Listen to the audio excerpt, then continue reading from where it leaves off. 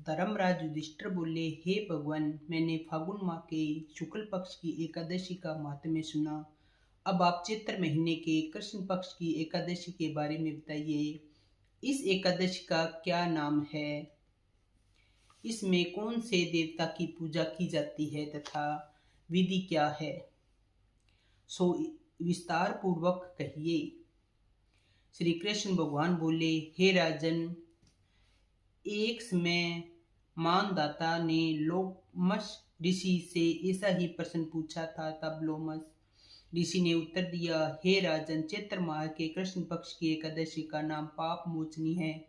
इसके व्रत के प्रभाव से मनुष्य के अनेक पाप नष्ट हो जाते हैं। उनकी कथा इस प्रकार है।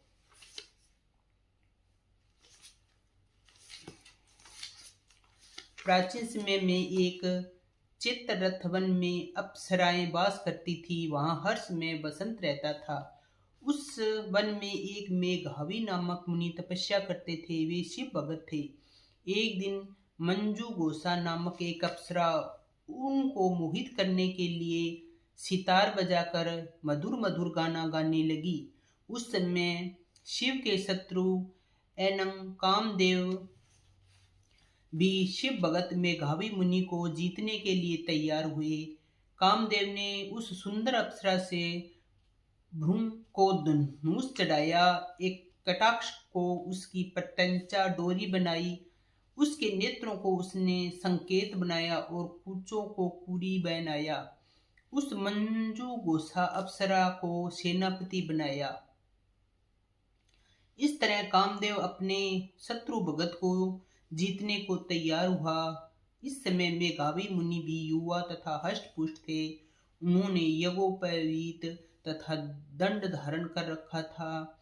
उन मुनि को देखकर मंजू गोसा ने धीरे धीरे मधुर वाणी से वीणा पर गाना शुरू किया। मेघावी मुनि भी मंजू गोसा के मधुर गान पर तथा उसके सौंदर्य पर मोहित हो गए। वह अप्सरा उन मुनि को कामदेव से पीड़ित जानकर आलिंगन करने लगी। वह मुनि उनके सौंदर्य पर मोहित होकर शिव रहस्य को भूल गए और काम के वशीभूत होने के कारण उन्हें दिन रात का कुछ भी ध्यान न रहा। एक दिन मंजू गोसा उन मुनि से बोली, हे मुनि, अब मुझे बहुत समय हो गया है, स्वर्ग जाने की आज्ञा दीजिए। उस अप्सरा के ऐसे वचनों को सुनकर मुनि बोले, हे सुंदरी, तुम तो आज इस संध्या को आई है, अभी प्रातःकाल तक ठहरो। मुनि के वचनों को सुनकर वह उनके साथ रमण करने लगी और बहुत समय बीत गया। फिर उसने मुनि से कहा, हे मुनिदेव, अब आप मुझे स्वर्ग को जाने की आज्ञा दीजिए। मुनि बोले, अरे, अभी तो कुछ भी समय नहीं हुआ है, अभी कुछ और देर ठहर। इस पर वह अप्सरा बोली, हे मुनि, आपकी रात्रि तो बहुत लंबी है। अब आप सोचिए कि मुझे आपके पास आए कितना समय हो गया है। उसका अप्सरा के वचनों को सुनकर मुनि को ज्ञान प्राप्त हो गया और समय का विचार करने लगे। तब भ्रमण करने के समय का प्रमाण 57 साल 7 माह और 3 दिन ज्ञात हुआ और उस अप्सरा को काल का रूप समझने लगे। वह विकट क्रोधित हुए और तप नाश करने वाली अप्सरा की तरफ देखने लगे। उनके अधर कांपने लगे और इंद्रियां व्याकुल होने लगी। वह मुनि उस अप्सरा से बोले, हे दुष्ट, मेरे तप को नष्ट करने वाली, तू अब मेरे श्राप से पिशाचनी हो जा। तू महान पापिनी और दुराचारिणी है, तुझे धिक्कार है। उन मुनि के श्राप से वह पिशाचनी हो गई। तब वह बोली, हे मुनि, अब मुझ पर क्रोध को त्याग कर प्रसन्न हो जाओ और इस श्राप का निवारण कीजिए। तब मुनि को कुछ शांति मिली और पिशाचनी से बोले, हे दुष्टा, मैं तुझे श्राप से छूटने का उपाय भी बतलाता हूँ।